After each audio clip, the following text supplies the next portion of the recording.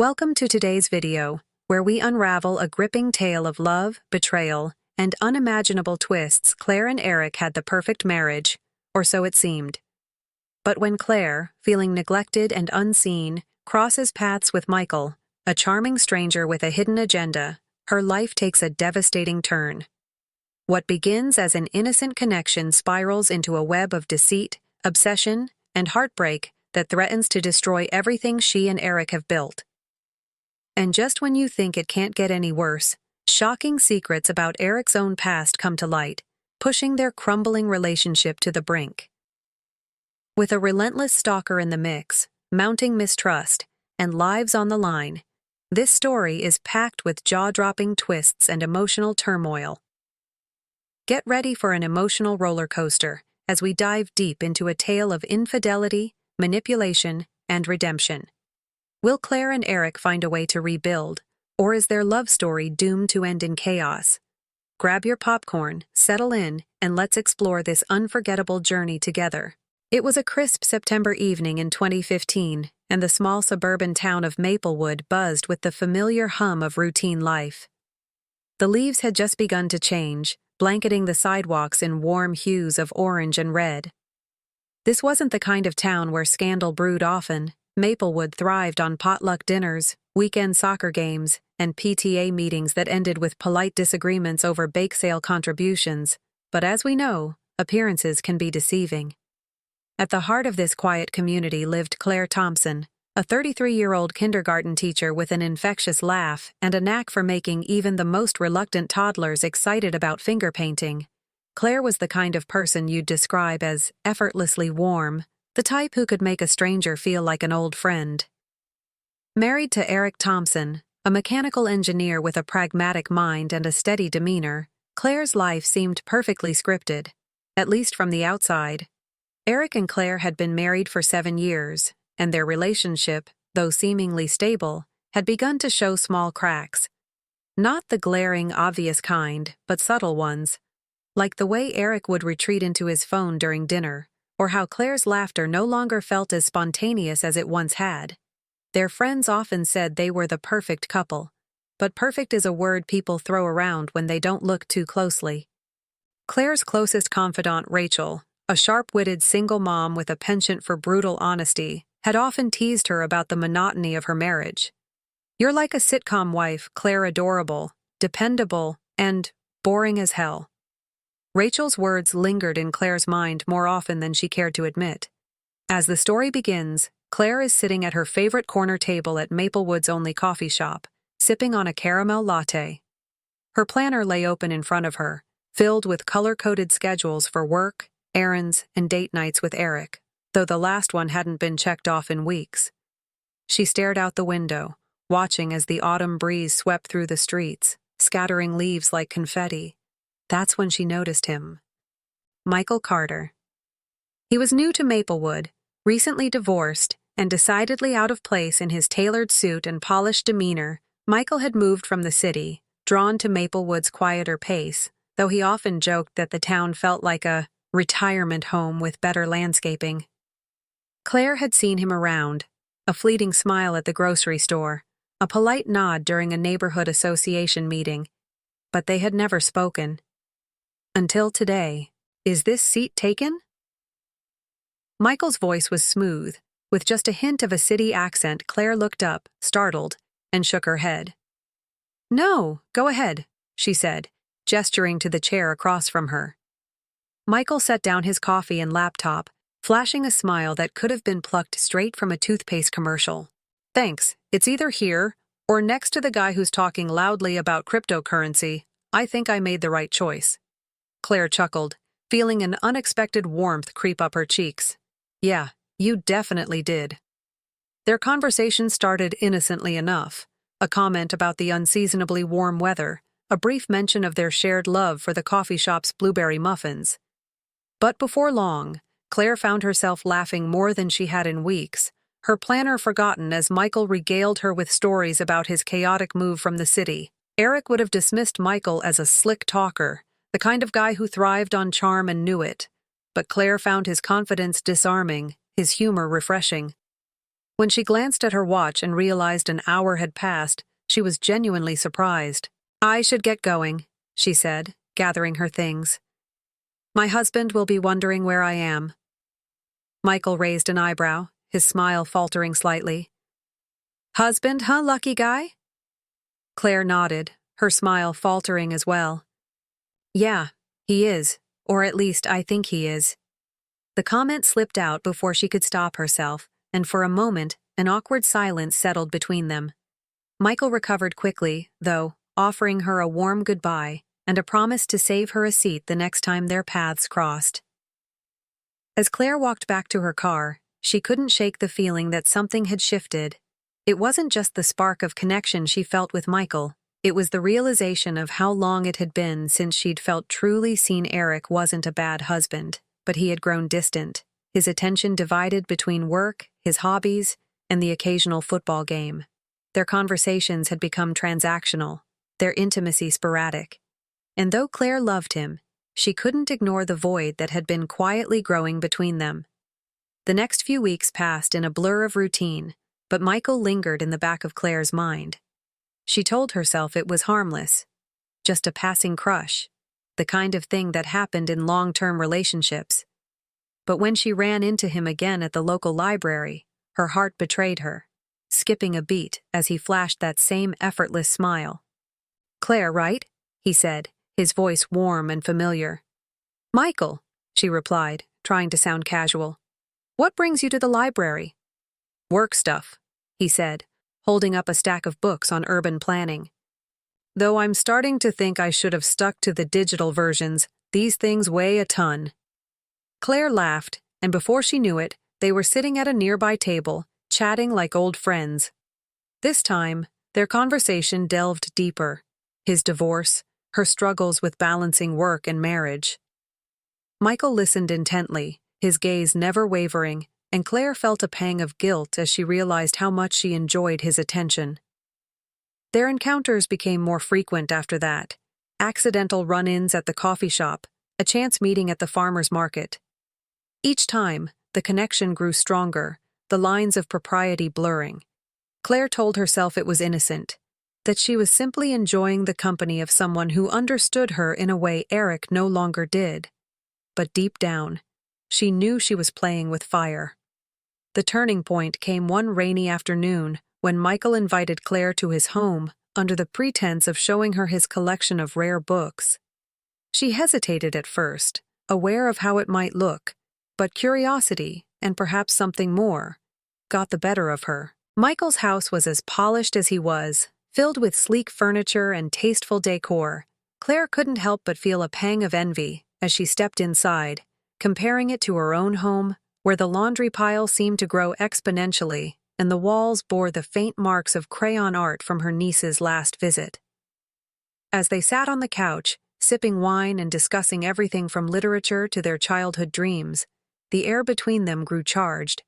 Michael leaned in, his voice dropping to a whisper. "You deserve more than what you're settling for, Claire." The words hung in the air, heavy with implication. Claire's heart raced, her mind screaming at her to leave, but her body refused to move. When Michael kissed her, it was as if a floodgate had opened, releasing months, no, years, of pent-up longing and frustration. Claire's mind swirled as she left Michael's house that night, the kiss still burning on her lips. Rain pattered softly against the windshield of her car as she sat in the driveway, gripping the steering wheel like it was the only thing tethering her to reality. What had she done? This wasn't like her. The Claire she knew didn't make impulsive decisions, didn't betray her marriage vows with a stranger who made her heart race in ways Eric hadn't in years. Yet, the truth was inescapable. She had crossed a line, one she couldn't uncross. For the next few days, Claire did everything in her power to act normal. She went to work, smiled at her students, and kissed Eric on the cheek when he left for the office. But no amount of pretending could erase the growing pit in her stomach. She told herself it was a mistake, a one-time lapse in judgment. She would distance herself from Michael, focus on her marriage, and somehow make things right. But life, as it often does, had other plans. It started with a text message. Claire was preparing dinner when her phone buzzed on the counter. She glanced at the screen and froze. Michael, I can't stop thinking about you. Her heart leaped into her throat. She quickly locked the screen, glancing over her shoulder to make sure Eric hadn't noticed he was sitting on the couch, engrossed in the evening news, oblivious to the emotional storm brewing just feet away. Claire paced the kitchen, her mind racing. Ignoring Michael wasn't an option, not because she couldn't, but because she didn't want to. As much as she hated to admit it, his words ignited something inside her, something she hadn't felt in years. It was dangerous, intoxicating, and utterly irresistible. Against her better judgment, she replied, Claire, we can't do this, Michael. The response came almost immediately. Michael, we already did. And I don't regret it. Do you? She stared at the message for what felt like an eternity, her hands trembling. Did she regret it? The answer should have been a resounding yes, but instead, it was murky, tangled up in emotions she couldn't untangle. Finally, she tucked her phone away, resolving to end things before they spiraled further out of control. But resolutions are easier made than kept. Over the following weeks, Claire's relationship with Eric continued to unravel. It wasn't that he was unkind or inattentive. He was the same steady, reliable man he'd always been. That was the problem. Their marriage had become predictable, routine, devoid of the spark that once brought them together. Eric, for his part, sensed the shift one evening, as they sat in the living room, him scrolling through emails and her pretending to read a book. He finally broke the silence. Is everything okay, Claire? He asked, his tone cautious. She looked up, startled. What do you mean? You've been distant lately. I feel like we barely talk anymore. Her stomach churned. It's just work. She lied. I've been stressed. Eric nodded, but the concern in his eyes lingered. If there's something you want to talk about, I'm here. Claire forced a smile. I know, thanks. But as Eric returned to his laptop, Claire felt a pang of guilt so sharp it nearly took her breath away. He didn't deserve this. None of it. Despite her attempts to cut ties, Michael's presence in Claire's life only grew. He seemed to be everywhere. At the coffee shop, the park, even the grocery store. Each encounter chipped away at her resolve, and soon, their chance meetings became deliberate texts, turned into calls, and calls turned into secret rendezvous. It wasn't just physical, though the chemistry between them was undeniable. Michael listened to her, made her feel valued in a way she hadn't felt in years. He challenged her, made her laugh, and reminded her of the woman she used to be. The woman she feared she'd lost in the monotony of marriage. One afternoon, as they sat on a park bench, Michael turned to her, his expression serious. Why are you still with him, Claire? She stiffened. Michael, don't. I'm not saying this to pressure you, he interrupted, his tone gentle but firm. I see how unhappy you are. You deserve more. His words struck a nerve Claire wanted to argue, to defend her marriage, but the truth lodged in her throat like a stone. She was unhappy, but was that Eric's fault, or was it hers? The turning point came during the annual Maplewood Fall Festival Claire and Eric attended together, as they did every year, blending seamlessly into the crowd of smiling couples and laughing children. But this year felt different. The weight of her secrets hung heavy, making every shared glance and casual touch feel like a lie. As they wandered through the festival, Claire's phone buzzed in her pocket. She knew who it was before she even looked. Michael. Meet me behind the art tent. 10 minutes. Her heart pounded as she glanced at Eric, who was engrossed in a conversation with one of their neighbors. For a moment, she considered ignoring the message, staying by her husband's side, and pretending everything was fine, but the pull was too strong. Be right back, she said, forcing a smile. I'm just going to grab some water. Eric nodded absently, and Claire slipped away, weaving through the crowd until she reached the secluded area behind the tent Michael was waiting, his hands shoved into the pockets of his jacket. When he saw her, his face lit up with a mixture of relief and something deeper, something that made her knees weak. "You came," he said, his voice soft. "I shouldn't be here," she whispered, her words heavy with guilt. "But you are." Before she could respond, he pulled her into his arms, his lips capturing hers in a kiss that erased all rational thought. For those few stolen moments, the world melted away, leaving only the two of them. That night, Claire lay awake beside Eric, her mind racing. She couldn't keep living this double life, couldn't keep lying to herself and everyone around her. Something had to give. Little did she know, the choice would soon be taken out of her hands. The next morning, as she prepared breakfast, Eric walked into the kitchen, his expression unusually serious. He held up her phone, the screen glowing with a notification she'd forgotten to hide. "Michael, I miss you." Claire's blood ran cold. Before we dive deeper into this unraveling storm, don't forget to like, share, and subscribe to the channel, and let us know in the comments. What do you think Claire should do next? Stick around. It's about to get even messier. Claire froze in the middle of the kitchen, her eyes locked on the glowing screen of her phone in Eric's hand. Her heart thundered in her chest, each beat a deafening drum in the suffocating silence of the room. "Who's Michael?" Eric's voice was calm, almost eerily so, but his eyes betrayed the storm brewing beneath his measured tone. He's just a friend," Claire stammered, the words tasting bitter on her tongue. Even as she said it, she knew it was useless. Eric wasn't a fool, and the text message was anything but innocent. Eric placed the phone down on the counter with deliberate care, his jaw tightening. "Don't insult my intelligence, Claire."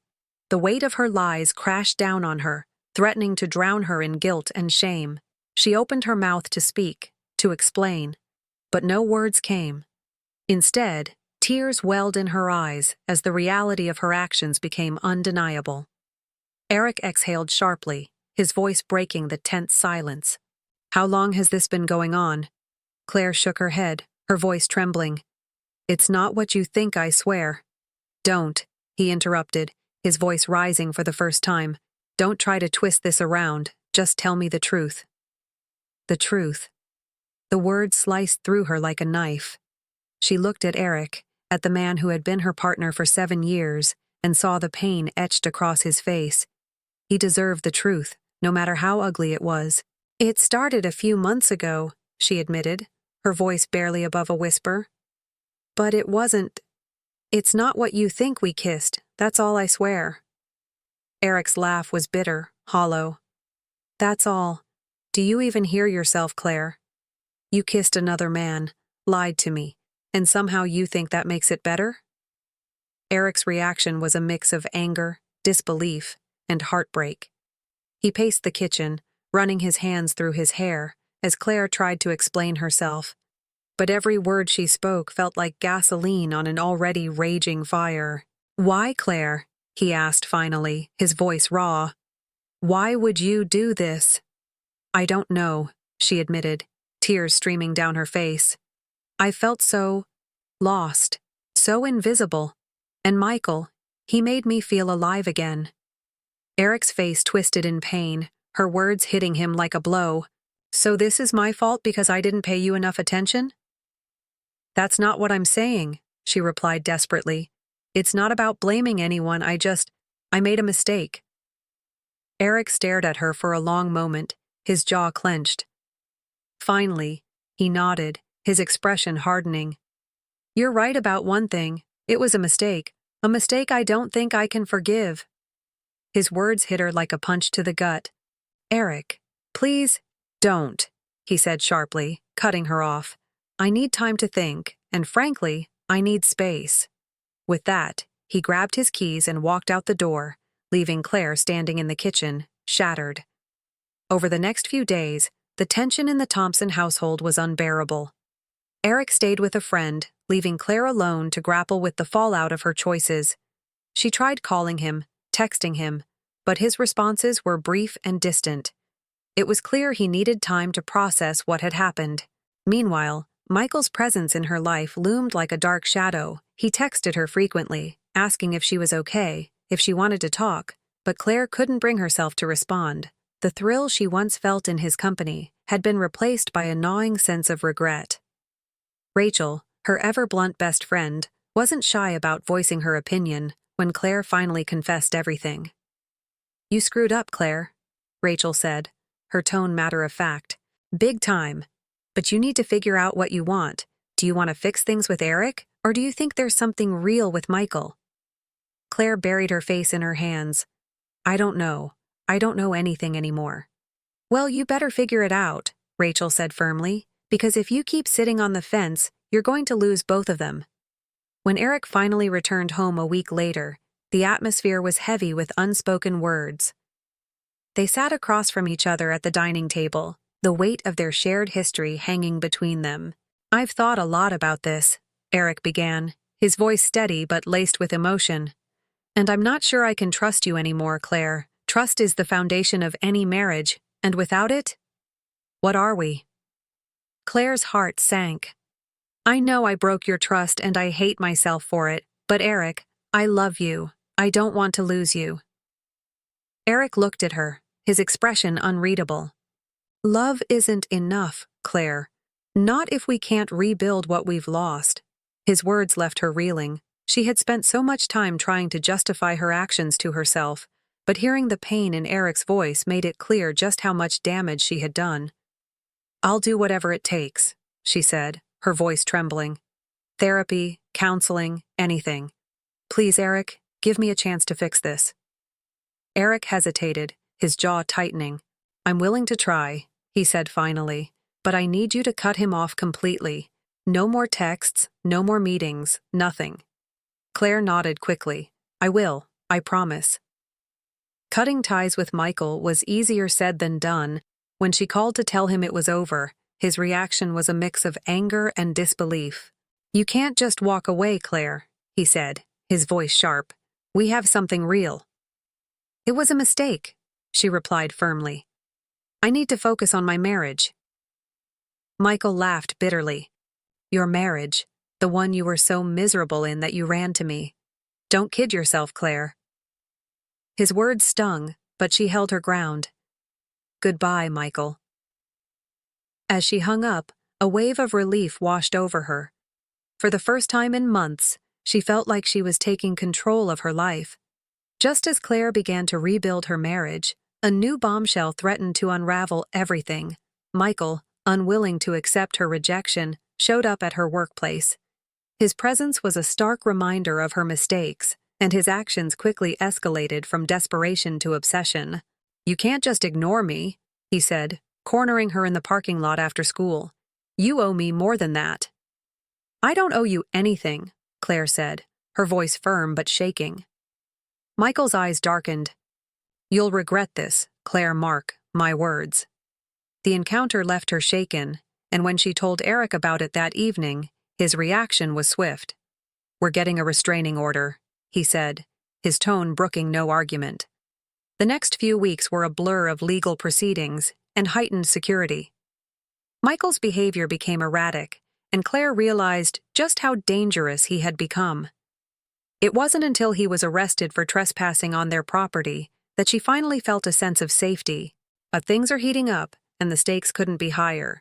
Don't forget to like, share, and subscribe to the channel to catch the next part of this wild ride. Let us know in the comments. Do you think Claire and Eric can repair their marriage? Stay tuned for more. The relief of Michael's arrest was fleeting. Though Claire and Eric were finally able to sleep without jumping at every shadow, the strain of the ordeal lingered in the air like a storm cloud. Every knock at the door, every unknown number flashing on their phones, reignited their anxiety. Eric, once calm and steady, had grown more irritable, snapping at minor inconveniences. Claire, on the other hand, threw herself into overcompensating, cooking elaborate meals, cleaning the house obsessively, and agreeing to every suggestion Eric made for their relationship. But the harder she tried, the more the cracks in their fragile reconciliation deepened. It all came to a head one evening when Claire suggested they attend a marriage retreat. "A retreat?" Eric repeated, his voice laced with skepticism. He sat on the edge of their bed, his hands clasped in front of him. "Claire, We can barely have a 5-minute conversation without fighting, and you think a weekend seminar is going to fix everything. It's not about fixing everything in one weekend, she argued, her voice tinged with desperation. It's about showing that we're both willing to try. Eric stood abruptly, pacing the room. I'm tired, Claire. I'm tired of trying so hard to fix something you broke. His words hit her like a slap. You think this is easy for me? You think I don't feel the weight of what I've done every single day? Eric turned to her, his expression hard. Do you? Because every time I look at you, all I see is the woman who lied to me, who betrayed me, and I don't know if I can ever look past that. Claire felt the room spin, the gravity of his words pulling her down like quicksand. For the first time, she realized their marriage might not survive, no matter how much she wanted it to. The days that followed were a delicate dance between avoiding confrontation and pretending everything was fine. Rachel, ever the straight shooter, wasn't afraid to call Claire out when they met for coffee. You're running yourself ragged trying to please Eric, Rachel said, stirring her latte. But what about you, Claire? What do you want? Claire stared at her, the question echoing in her mind. What did she want? The life she had built with Eric felt like a house of cards, and the part of her that had been drawn to Michael had revealed cracks in her own foundation. Was she trying to save her marriage because she truly loved Eric, or because she was afraid to face the unknown? Rachel's voice softened. Look, I'm not saying you should walk away, but maybe it's time to stop trying to fix everything and just be honest with Eric and with yourself. Honesty, as it turned out, was easier said than done. Claire decided to take Rachel's advice, but when she sat Eric down to talk, the conversation spiraled out of control. I just feel like we're not really addressing the issues, she began, her hands nervously twisting in her lap.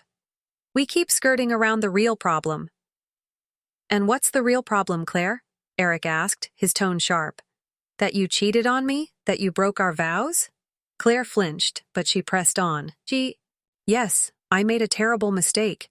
But it wasn't just about Michael. It was about me feeling invisible in this marriage, and I need to know if we're both willing to work on this. Eric's laugh was bitter, his anger bubbling to the surface. You want me to work on this after everything you've put me through? I'm not saying it's all on you, she said, her voice rising.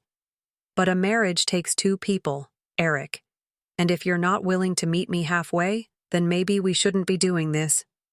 The words hung in the air like a grenade waiting to explode. So that's it?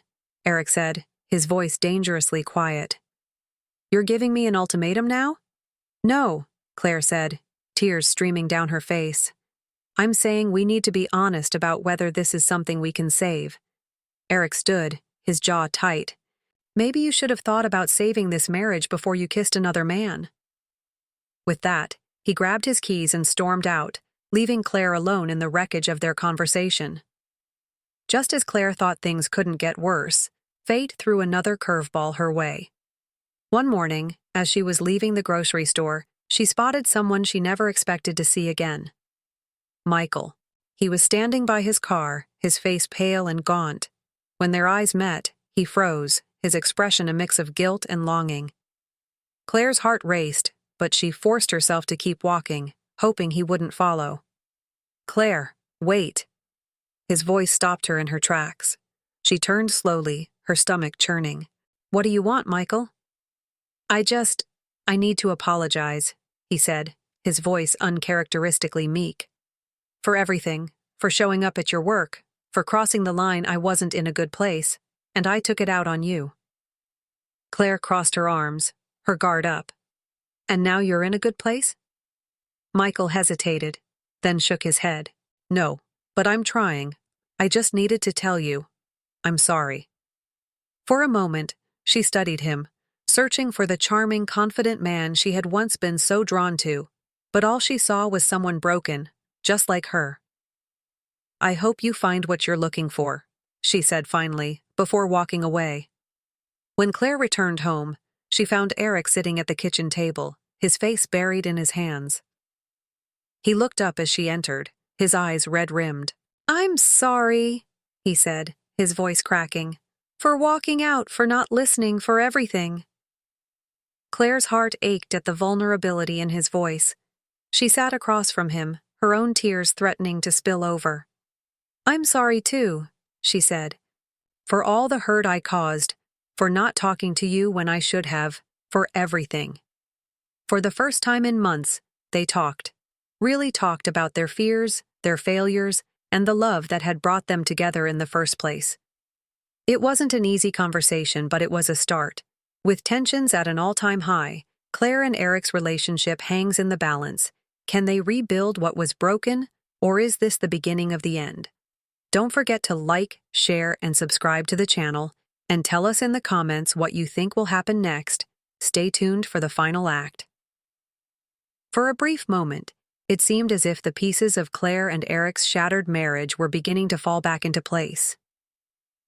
Their heartfelt conversation opened a door they had kept closed for too long, and for the first time in months, there was a glimmer of hope. They started attending counseling together, their sessions filled with uncomfortable truths and tentative steps toward understanding. Eric admitted that he had been emotionally distant, focusing too much on work, and taking their relationship for granted. Claire, in turn, took responsibility for her actions, acknowledging the pain she had caused and the poor choices she had made. But as much as they tried to move forward, the scars of the past lingered. Trust, once broken, is not so easily repaired. One afternoon, Claire was cleaning out the spare room, an effort to purge the clutter that had accumulated during their rocky months, when she stumbled upon something unexpected. Tucked inside an old shoebox was a letter addressed to Eric in a handwriting she didn't recognize. Her heart sank as she hesitated, debating whether to open it. Curiosity won out. The letter was brief but devastating. It was from a woman named Sarah, expressing regret over their brief but meaningful connection. She hoped Eric had found happiness in his marriage, but wanted him to know she still thought about him. Claire's hands shook as she reread the letter, her mind racing. Eric had never mentioned a woman named Sarah. Was this an affair? A one-night stand, or something else entirely? When Eric came home that evening, she confronted him, her voice trembling with anger and betrayal. "Who's Sarah?" she demanded, holding up the letter. Eric's face paled. "Claire, I can explain." "Then start explaining," she snapped. "Because right now, all I see is you hiding something from me while blaming me for everything wrong in our marriage." Eric took a deep breath, running a hand through his hair. "It's not what you think. Sarah was someone I met during a work conference last year. We had a connection, but nothing happened. I stopped talking to her before it went too far." Claire's jaw tightened. "And you didn't think I deserved to know?" "I didn't tell you because I was ashamed," Eric admitted. "I knew I had crossed a line emotionally, and I didn't want to hurt you, but I never acted on it, Claire, I swear." The revelation hit Claire like a ton of bricks. She had spent months drowning in guilt over her own mistakes, only to discover that Eric hadn't been entirely innocent either. The discovery of Eric's emotional infidelity pushed their fragile reconciliation to its breaking point. Their counseling sessions became more tense, their conversations laced with bitterness and accusations. "How am I supposed to trust you now?" Claire asked during one particularly heated session. Eric's response was equally sharp. "How do you think I feel, Claire? I forgave you for kissing another man, but now you're acting like you have the moral high ground." Their therapist, a patient woman with decades of experience, stepped in. "Trust is a two-way street. You've both been hurt, and you've both made mistakes. The question isn't who was more wrong, it's whether you're willing to forgive and move forward."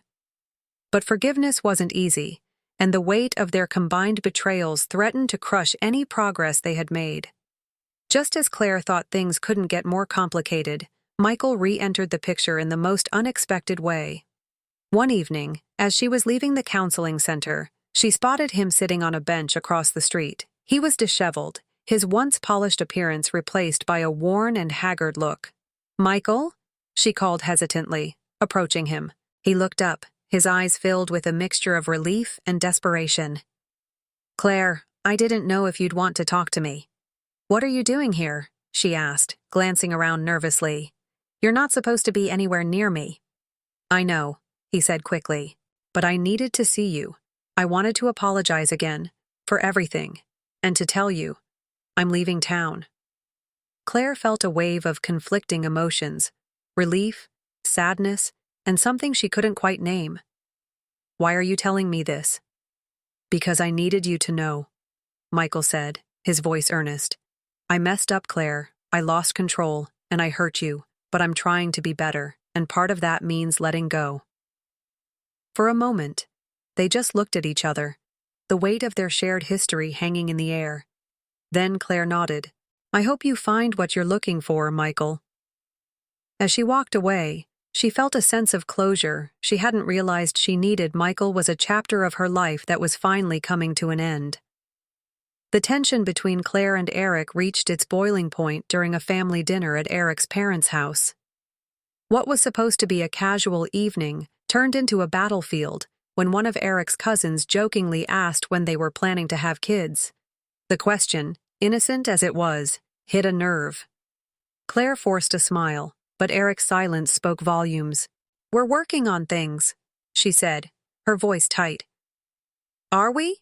Eric said suddenly, his tone cutting. "Because some days it doesn't feel like it." The room fell silent, all eyes on the couple as their unspoken struggles spilled into the open. Claire's face flushed with anger and embarrassment. "Maybe if you were willing to actually move forward instead of holding everything over my head, it wouldn't feel that way." Eric stood abruptly, his chair scraping against the floor. "And maybe if you hadn't betrayed me in the first place, we wouldn't be here." Without another word, he stormed out of the dining room, leaving Claire to face the stunned silence of his family. That night, Claire packed a bag and checked into a hotel, needing space to think. She spent hours replaying their fights, their counseling sessions, and every moment that had led them to this breaking point. She realized that while they had both made mistakes, their inability to let go of the past was what was truly destroying them. If they wanted to move forward, they needed to start fresh, not by erasing their pain, but by choosing to rebuild despite it. It's all coming to a head now, and the stakes couldn't be higher. Will Claire and Eric find a way to rebuild their marriage, or is this the end of the road? Don't forget to like, share, and subscribe to the channel, and drop your thoughts in the comments below. Stay tuned for the final act. You won't want to miss it. Claire spent the next 2 days in the quiet solitude of her hotel room, torn between the life she had and the life she wanted. Eric's words from that explosive family dinner replayed in her mind on an endless loop. His anger, though justified, had revealed a deeper truth. They were stuck in a vicious cycle of blame, and neither of them could seem to break free. Meanwhile, Eric sat alone in their now empty house, wrestling with his own demons. The silence was deafening, every creak of the floorboards a reminder of Claire's absence. He hated how much he missed her. He hated how angry he still was. Most of all, he hated that he didn't know if love was enough to heal the wounds they'd both inflicted. On the third day, Eric decided to take a walk to clear his head. As fate would have it, he ended up at the same coffee shop where Claire had first met Michael. The irony wasn't lost on him as he sat at a table by the window, nursing a cup of black coffee. That's when he saw her. Claire walked in, looking tired but determined. Their eyes met across the room, and for a moment, neither of them moved. Then slowly, Claire made her way over to him. "Mind if I sit?" she asked, her voice tentative. Eric gestured to the chair across from him, his expression unreadable. "Go ahead." The silence between them was heavy as Claire settled into the seat. Finally, she spoke. "I needed space to think," she said, her hands clasped tightly on the table. "But I also needed to see you." Eric leaned back in his chair, studying her. "And?" Claire took a deep breath. "I don't want to lose us, Eric. But we can't keep doing this. Hurting each other, blaming each other. It's killing us." His jaw tightened. "What are you saying, Claire, that we should give up?" "No," she said firmly. "I'm saying we need to make a choice, Either we both commit to truly moving forward, or we walk away for good." The weight of her words hung in the air, and Eric felt his chest tighten. He knew she was right. Their marriage couldn't survive on half measures anymore. "What does moving forward look like to you?" he asked finally.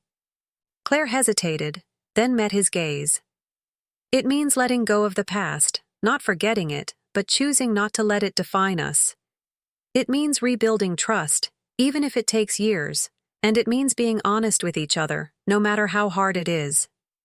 Eric's throat felt tight as he processed her words. He wanted to believe in their future, but the fear of being hurt again loomed large. "Do you think we can do that?" he asked quietly. Claire reached across the table, her hand covering his. "I don't know, but I think we owe it to ourselves to try." That evening, Claire and Eric returned home together. The house felt different, still familiar, but tinged with the promise of a fresh start. They agreed to make some changes, both big and small, to help them move forward.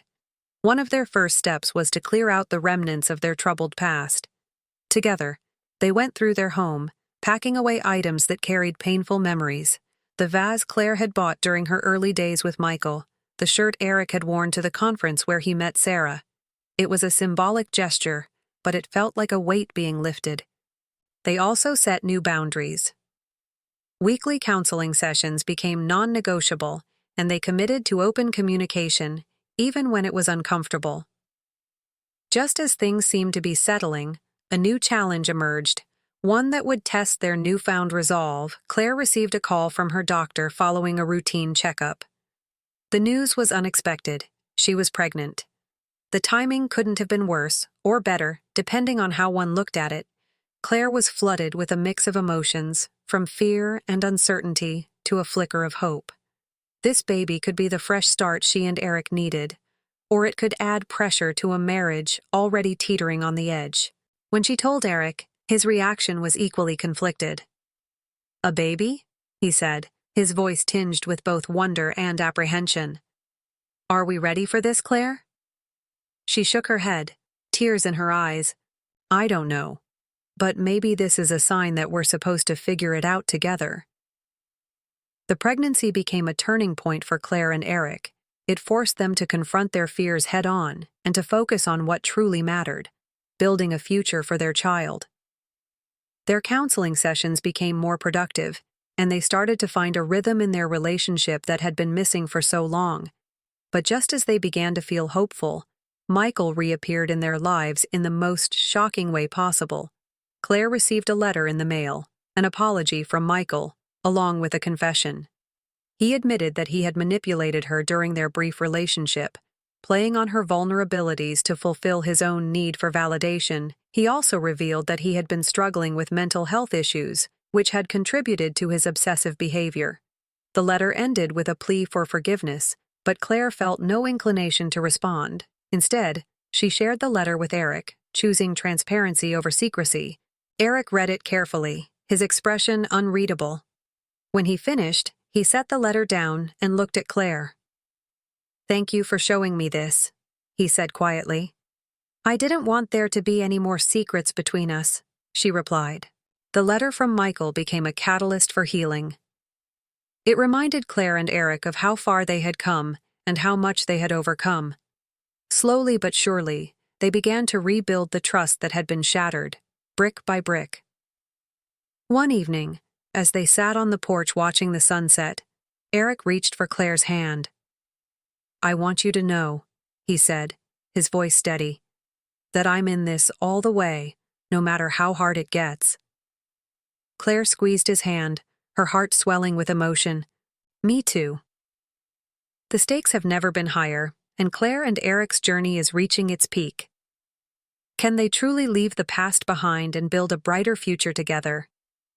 Don't forget to like, share, and subscribe to the channel, and let us know your thoughts in the comments. Stay tuned for the next chapter. It's going to be unforgettable. As the weeks passed, the weight of Claire's pregnancy brought new challenges and unexpected moments of joy.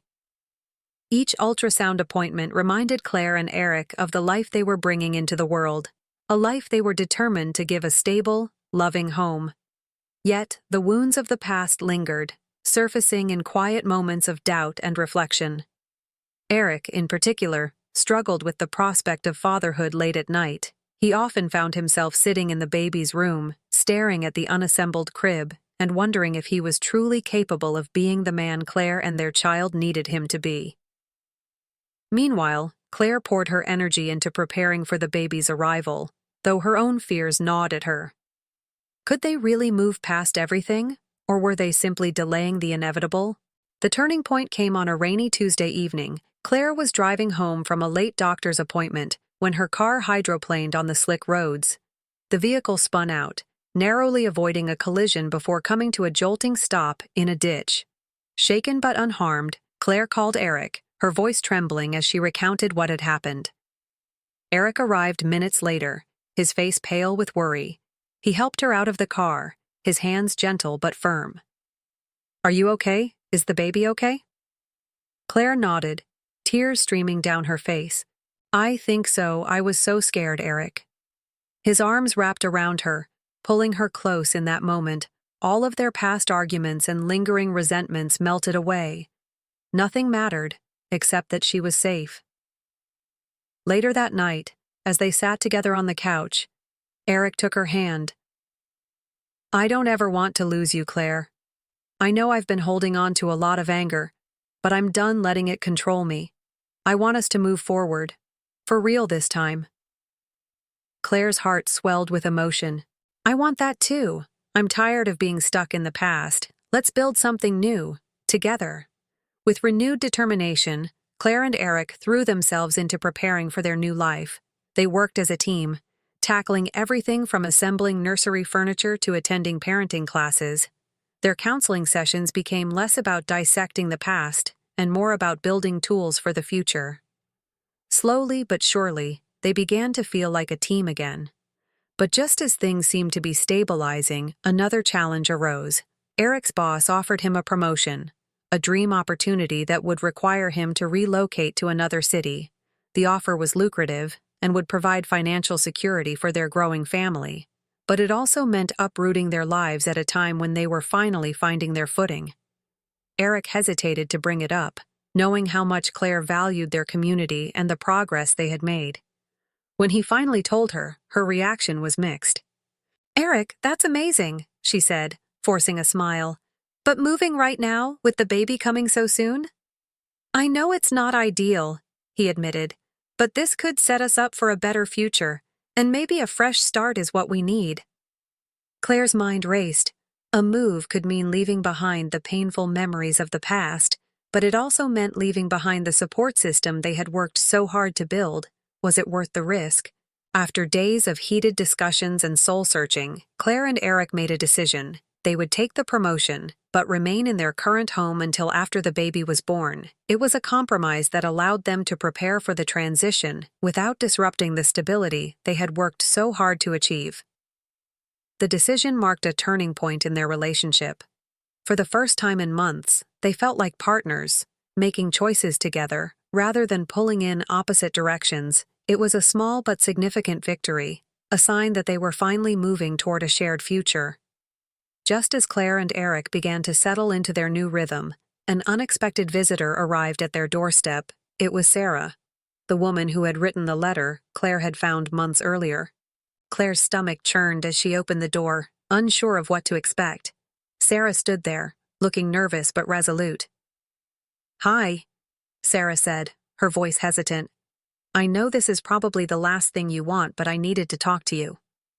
Claire hesitated, then stepped aside to let her in. They sat in the living room, the tension thick in the air.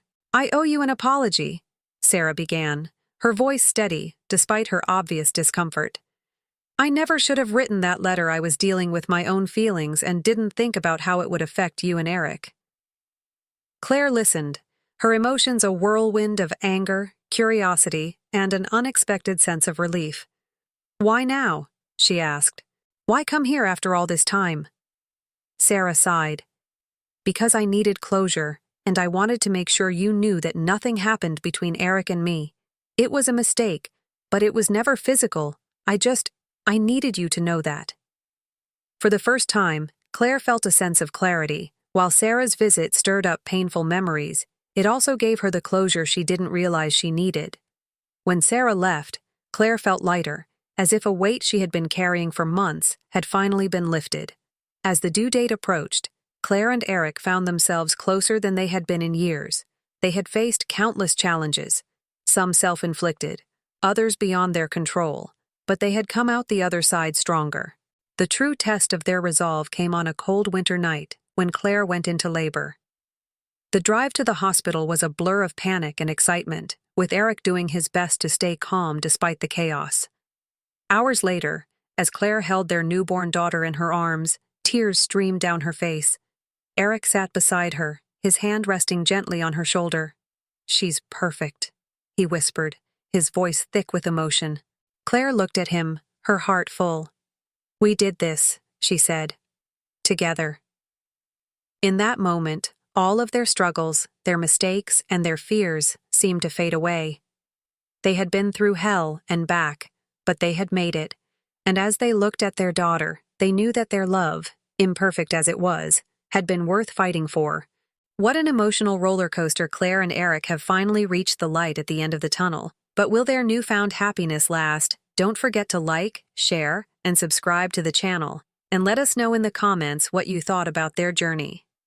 Stay tuned for the final chapters. You won't want to miss them. Life with a newborn was both exhausting and exhilarating for Claire and Eric. Their days blurred together in a haze of diaper changes, late-night feedings, and whispered conversations while the baby slept. The stress of parenting was undeniable, but it also brought them closer. Each small milestone, the first time their daughter Lily opened her eyes or wrapped her tiny fingers around Claire's thumb, was a reminder of what they had fought so hard to preserve. But just as they began to settle into their new roles as parents, an unexpected twist threatened to upend their fragile peace. One evening, as Eric was organizing the stack of unopened mail on the counter, he came across an envelope addressed to Claire.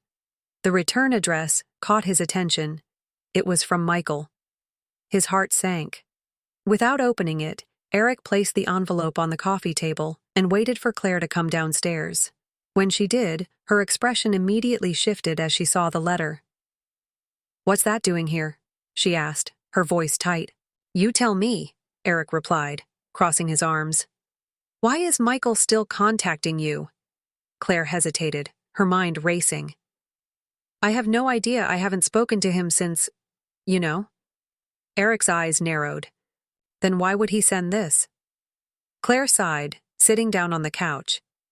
"I don't know, but let's find out." She opened the envelope with trembling hands. Inside was a handwritten letter and a small key. The letter was short and cryptic. "Claire, I know I don't deserve your time, but there's something you need to know. The key opens a safe deposit box at First National Bank. What you find inside will explain everything. I hope it gives you the closure you need." Michael, Claire, and Eric exchanged a wary glance. "What do you think he means?" Eric asked. "I don't know," Claire said, "but there's only one way to find out." The next morning, Claire and Eric visited the bank together. The atmosphere was tense, as the bank manager escorted them to the private room where the safe deposit boxes were kept. When Claire turned the key and opened the box, she found a stack of documents, a USB drive, and a single photo. The photo made her stomach churn. It was a candid shot of her and Michael at the coffee shop, taken during the early days of their connection. The image was innocent enough, but its existence felt like an invasion. The documents, however, were the real bombshell. They included financial records showing Michael's payments to a private investigator, along with notes detailing his obsessive tracking of her life. Emails between Michael and an unknown contact revealed that he had been manipulating her from the start, exploiting her vulnerabilities for his own satisfaction. As they read through the materials, Eric's anger boiled over. "This guy is a lunatic," he said, pacing the room. "He was stalking you, Claire. Who knows what he would have done if you hadn't cut him off?" Claire felt sick to her stomach. "I knew he was controlling, but this is something else entirely." The USB drive contained a recorded confession from Michael. In it, he apologized for his actions, admitting that his behavior stemmed from unresolved trauma and an inability to cope with rejection. He expressed remorse, but also a chilling sense of entitlement, as if he believed Claire owed him something. The discovery of Michael's obsessive behavior reignited Eric's protective instincts. That evening, as they sat together processing everything they had learned, Claire received a phone call from an unknown number. She hesitated before answering, her heart racing. "Claire," Michael's voice said on the other end, "did you get my letter?" Her breath caught in her throat. "Michael, what do you want?" "I just needed you to know the truth," he said. "I'm leaving town, but I couldn't go without making things right." Claire clenched her jaw. "You think sending me all this information makes things right? You stalked me, Michael. You invaded my life." "I know," he said, his voice wavering. "And I'm sorry, but I couldn't let you hate me without understanding why I did what I did." "You don't get to decide how I feel," she snapped. "Stay out of my life, Michael. This ends now." She hung up, her hands trembling. Eric wrapped an arm around her, his anger softened by concern. "Are you okay?" "No," she admitted. "But I will be." The next day, Claire and Eric met with their lawyer to discuss their options. Armed with the evidence from the safe deposit box, they filed a restraining order against Michael and reported his behavior to the authorities. Though the process was draining, it gave Claire a sense of control she hadn't felt in months. For Eric, the ordeal solidified his commitment to protecting his family. He threw himself into their home life, taking on more responsibility with Lily and making an effort to be emotionally present for Claire. With Michael finally out of the picture, Claire and Eric found themselves at a crossroads. The events of the past year had tested their marriage in ways neither of them could have imagined, but they had also revealed a depth of resilience they didn't know they had. During one of their counseling sessions, their therapist asked them to reflect on what they had learned about themselves and each other. "I've learned that I can't take Claire for granted," Eric said. "She's stronger than I ever gave her credit for, and I need to show her how much she means to me every day." Claire wiped away a tear. "And I've learned that it's okay to ask for what I need. Eric and I both made mistakes, but we're learning to forgive each other and ourselves." Their therapist smiled. "It sounds like you're finally building a foundation based on honesty and mutual respect. That's a powerful thing." As the months passed, Claire and Eric continued to grow stronger as a couple and as parents. They celebrated Lily's first milestones together, from her first smile to her first laugh, and found joy in the small, everyday moments that made their family unique. One evening, as they sat on the porch watching the sunset, Eric took Claire's hand. "I know we've been through hell," he said, his voice steady, "but I wouldn't trade this for anything." Claire smiled, her heart full. "Neither would I." For the first time in a long time, they felt at peace, ready to face whatever the future held, together. What an incredible journey it's been. Claire and Eric's story has taken us through heartbreak, healing, and redemption, proving that love can endure even the toughest challenges. Don't forget to like, share, and subscribe to the channel, and tell us in the comments what you thought about their journey. Stay tuned for the final act. It's going to be unforgettable. Claire and Eric's life seemed to be stabilizing, but the calm was deceptive. As they built their new routine with Lily, both knew that the events of the past year still cast a long shadow. Healing wasn't a straight path, and the cracks in their relationship, though mended, hadn't disappeared entirely. One night, as they prepared for bed, Eric hesitated before speaking. "There's something I need to ask you," he said, his voice unusually cautious. Claire looked up from her book, sensing the gravity in his tone. "What is it?" Eric took a deep breath. "Do you think we'll ever truly move past all of this? I mean, completely?" The question lingered in the air, heavy with unspoken fears. Claire set her book aside and met his gaze. "I don't think we'll ever forget what happened," she admitted. "But I believe we can learn from it and grow stronger. It's not about erasing the past. It's about choosing each other every day, even when it's hard." Eric nodded, her words resonating with him. "I want to believe that," he said quietly. "I really do." The next day brought an unexpected visitor who threatened to shake their fragile peace. Claire was tidying up the living room when the doorbell rang. She opened it to find Rachel, her best friend, standing on the porch with a serious expression. "Hey, Claire," Rachel said, stepping inside. "We need to talk." Claire frowned, her stomach tightening. "What's going on?" Rachel hesitated, glancing toward the nursery where Lily was napping. "It's about Michael." Claire's heart sank. "What about him?" Rachel handed her a folded newspaper. He was arrested again for stalking another woman. Claire's hands trembled as she unfolded the paper, her eyes scanning the article.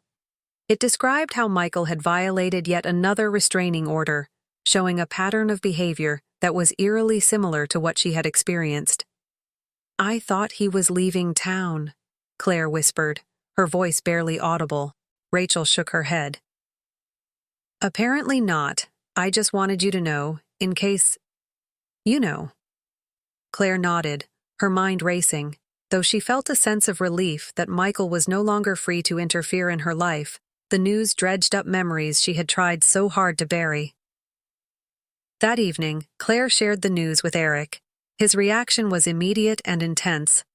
"This guy is dangerous," Eric said, pacing the room. "We can't just sit back and hope he stays out of our lives. What if he comes after you again or Lily?"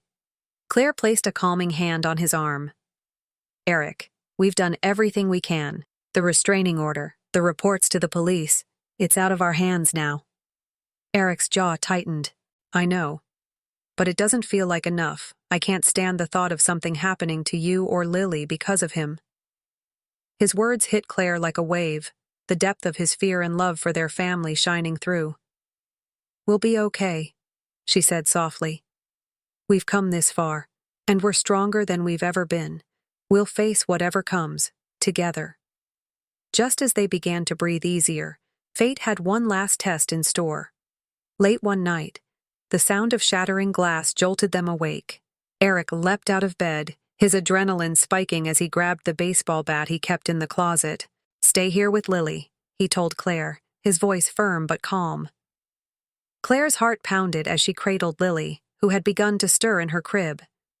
She watched as Eric crept downstairs, the sound of his footsteps muffled against the carpet. When Eric reached the living room, he found a shadowy figure attempting to climb through the broken window. Without hesitation, he flipped on the lights and raised the bat. "Get out of my house!" he shouted, his voice commanding. The intruder froze, their face partially obscured by a hood. For a moment, the tension in the room was unbearable. Then, the figure scrambled back through the window and disappeared into the night. Eric locked the door and called the police, his hands shaking as he recounted what had happened. When the officers arrived, they searched the area but found no sign of the intruder. Back upstairs, Eric pulled Claire into a tight embrace. "It's over," he said, his voice trembling. "We're safe." But Claire wasn't so sure. The incident left her feeling vulnerable, a stark reminder that their past wasn't as far behind them as they had hoped. In the days that followed, Claire and Eric took extra precautions to secure their home. They installed a new alarm system, added security cameras, and even considered moving sooner than planned, though they never confirmed the identity of the intruder. Both suspected it was connected to Michael. The experience brought their fears to the surface, but also solidified their commitment to each other. They had faced one of their worst nightmares and come out the other side stronger.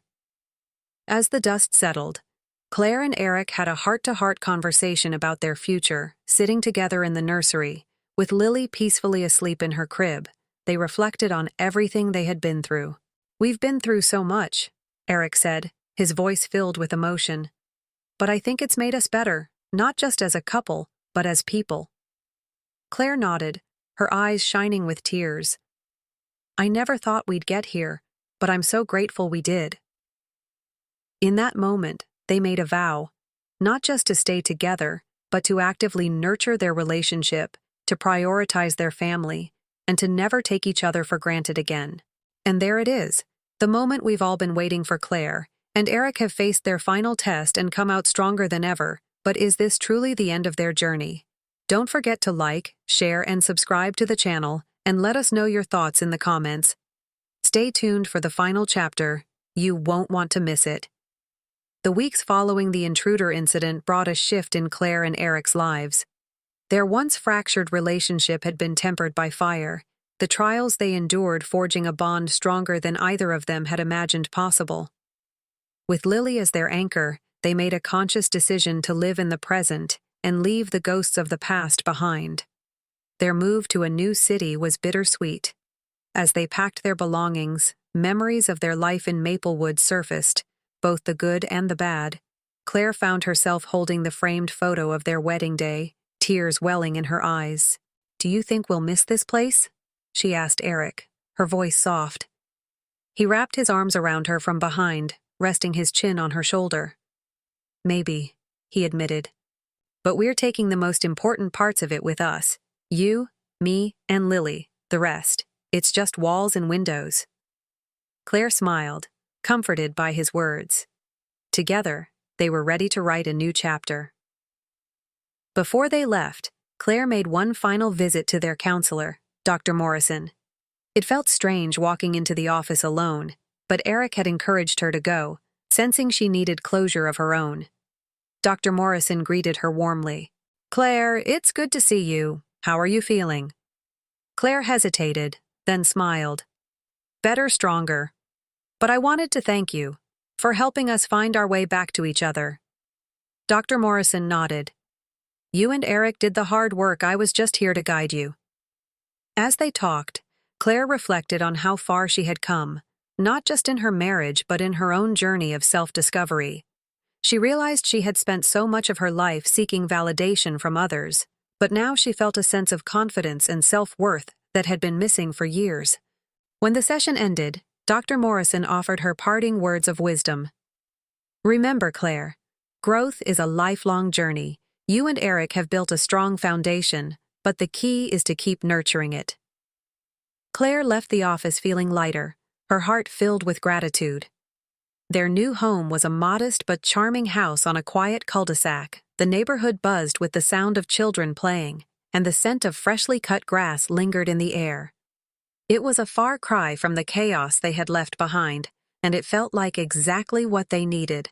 As they unpacked, Lily giggled from her playpen, her laughter filling the room like sunshine.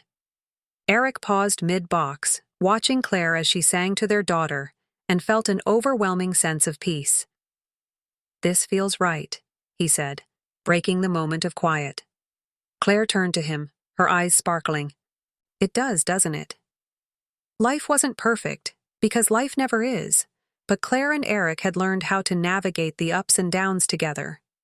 There were still moments of tension, fleeting arguments that tested their patience, but they now had the tools to address those challenges head-on. One evening, as they sat on the back porch, watching Lily toddle around the yard, Eric turned to Claire with a thoughtful expression. "Do you think we'll ever stop worrying about the past?" he asked. Claire considered the question, then shook her head. "I don't think we need to. The past is part of who we are, but it doesn't define us anymore." Eric smiled, taking her hand in his. "You always know the right thing to say." She grinned. "Don't get used to it." A few months later, Claire received a letter from Rachel. It was filled with updates on life in Maplewood, the latest neighborhood gossip, and a heartfelt note about how proud she was of Claire for taking control of her life. Claire smiled as she read it, feeling a pang of nostalgia for her old friend, but more than anything, she felt gratitude. For the people who had stood by her during the darkest times, and for the second chance she and Eric had been given. The final scene of Claire and Eric's journey is one of quiet contentment. The camera pans to the family sitting together on a picnic blanket in a sun-drenched park. Lily toddles toward them with a flower clutched in her tiny hand, her giggles echoing in the air. Eric pulls Claire close, their hands intertwined. "We've come a long way," he says, his voice filled with emotion. Claire rests her head on his shoulder, her eyes fixed on their daughter, and we still have so far to go. The screen fades to black as the sounds of laughter and birdsong linger, a gentle reminder that life's most beautiful moments often come after the storm. And that's a wrap on Claire and Eric's story. It's been an emotional ride, but they've shown us the power of resilience, forgiveness, and love. If you've enjoyed this journey as much as I have, don't forget to like, share, and subscribe to the channel. And let me know in the comments, what lessons did you take away from their story? Thanks for watching, and I'll see you in the next video.